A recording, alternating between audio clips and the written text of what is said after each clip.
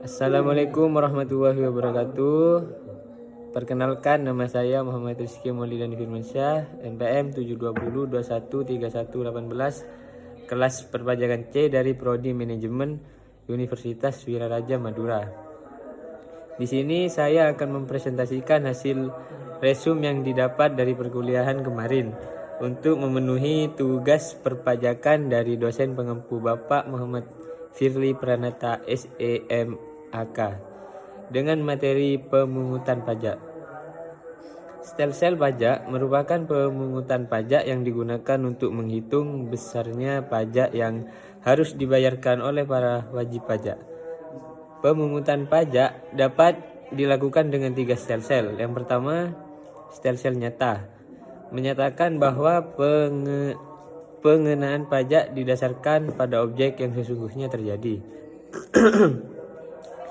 Kelebihan dari stelsel nyata adalah perhitungan pajak didasarkan pada penghasilan sesungguhnya sehingga lebih akurat dan realistis.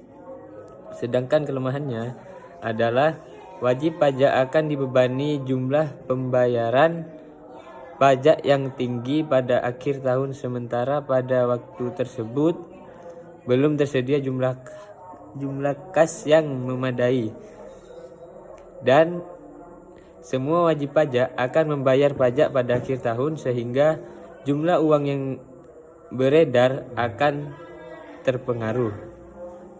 Kedua, stelsel fiktif atau anggapan, menyatakan bahwa pengenaan pajak didasarkan pada suatu anggapan yang diatur oleh undang-undang.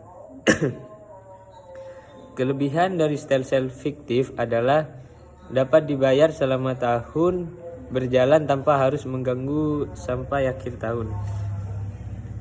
Sedangkan kelemahannya adalah pajak yang dibayar tidak berdasarkan pada keadaan yang sesungguhnya sehingga penentuan pajak tidak menjadi akurat.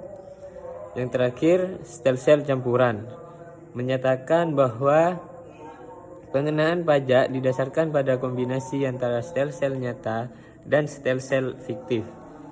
Pada awal tahun, besarnya pajak dihitung berdasarkan pada suatu anggapan, kemudian pada akhir tahun besarnya pajak dihitung berdasarkan keadaan sesungguhnya. Jika besarnya pajak berdasarkan keadaan sesungguhnya lebih besar daripada besarnya pajak, menurut anggapan wajib pajak harus membayar kekurangan tersebut. Sebaliknya, jika besarnya pajak sesungguhnya lebih kecil daripada besarnya pajak menurut anggapan, kelebihan tersebut akan diminta kembali ataupun dikompensasikan pada tahun-tahun berikutnya. Setelah diperhitungkan dengan hutang pajak yang lain. Asas pemungutan pajak. Pengertian terhadap kata asas antara lain sebagai suatu kebenaran yang menjadi pokok dasar atau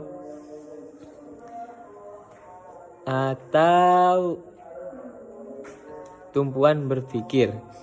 Adapun asas pemungutan pajak ada 3, yaitu asas tempat tinggal, dilakukan berdasarkan tempat tinggal seseorang. Yang kedua, asas kebangsaan, dilakukan berdasarkan kebangsaan seseorang. Yang ketiga, asas sumber, dilakukan berdasarkan sumber atau tempat penghasilan berada.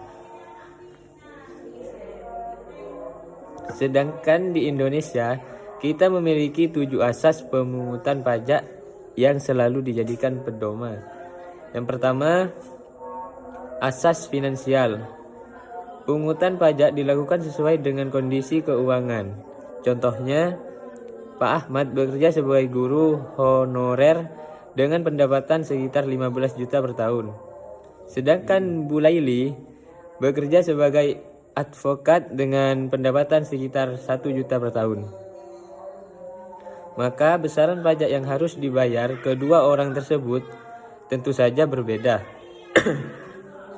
Jadi, penempatan pemungutan pajak yang harus dibayarkan kedua orang tersebut harus lebih kecil dari pendapatan mereka selama setahun. Yang kedua, asas ekonomis. Hasil pungutan pajak di Indonesia harus digunakan sesuai kepentingan umum.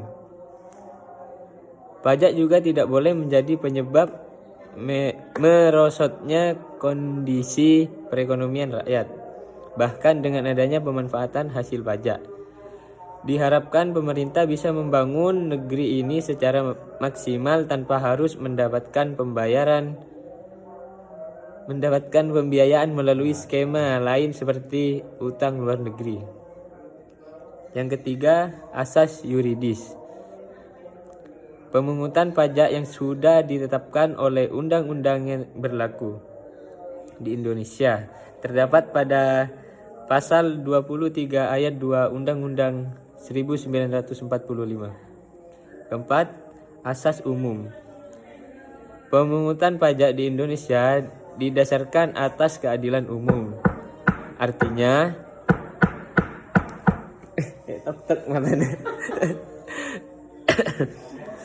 Artinya, baik pemungutan maupun penggunaan pajak memang dirancang dari dan untuk masyarakat Indonesia. Kelima, asas kebangsaan. Setiap orang yang lahir dan tinggal di Indonesia wajib membayar pajak sesuai ketentuan yang berlaku di negeri ini. Lalu, warga asing yang tinggal di Indonesia selama lebih dari 12 bulan tanpa pernah sekalipun meninggalkan negara ini wajib dikenakan pajak selama penghasilan yang mereka dapatkan bersumber dari Indonesia. Yang keenam, asas sumber merupakan dasar pemungutan pajak sesuai dengan tempat perusahaan berdiri atau tempat tinggal wajib pajak.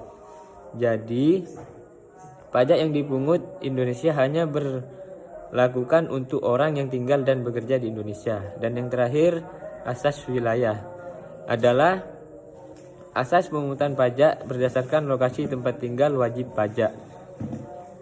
Artinya, wajib pajak yang dimiliki objek pajak dalam bentuk apapun di wilayah negara Indonesia, maka wajib mematuhi aturan perpajakan di Indonesia di wilayah tersebut. Sistem pemungutan pajak merupakan sebuah mekanisme yang digunakan untuk menghitung besarnya pajak yang harus dibayar wajib pajak ke negara. Di Indonesia berlaku 3 jenis sistem pemungutan pajak, yakni self-assessment. Sistem merupakan sistem pemungutan pajak yang membebankan pemungutan besaran pajak yang perlu dibayarkan oleh wajib pajak yang bersangkutan. Yang kedua, official assessment system merupakan sistem pemungutan pajak yang membebankan wewenang untuk menentukan besarnya pajak terutang pada aparat perpajakan sebagai pemungut pajak. Yang ketiga, withholding system. Besarnya pajak dihitung oleh pihak ketiga yang bukan wajib pajak dan bukan juga aparat pajak atau fikus. Hambatan pemungutan pajak. Yang pertama, perlawanan pasif merupakan kondisi yang mempersulit pemungutan pajak yang timbul di kondisi struktur perekonomian, kondisi masyarakat, perkembangan intelektual produk, moral warga masyarakat, dan tentunya sistem pemungutan pajak itu sendiri. Yang kedua, perlawanan aktif adalah perlawanan yang inisiatifnya berasal dari wajib pajak. Hal ini merupakan usaha dan perebutan yang secara langsung ditunjukkan terhadap fiskus dan bertujuan untuk menghindari pajak atau mengurangi kewajiban pajak yang seharusnya dibayar. Hutang pajak yang dimana hutang pajak merupakan pajak yang masih harus dibayar, termasuk sanksi administrasi berupa bunga, denda ataupun kenaikan yang tercantum dalam surat ketetapan pajak. Pajak dapat terjadi karena dua kondisi, yaitu satu, kondisi formil, dan yang kedua, kondisi material. Tarif pajak sebagai besaran nilai yang dikenakan untuk barang tertentu. Jika dihubungkan dengan pajak, maka tarif adalah besarnya nilai yang menentukan besaran pajak yang harus dibayarkan oleh wajib pajak. Adapun jenis-jenis pajak yaitu tarif pajak profesional, tarif pajak progresif, tarif pajak degresif, pajak tetap, dan pajak spesifik. Itu saja penjelasan dari saya. Semoga dapat memberikan manfaat pada kalian semua. Sekian, terima kasih. Assalamualaikum warahmatullahi wabarakatuh.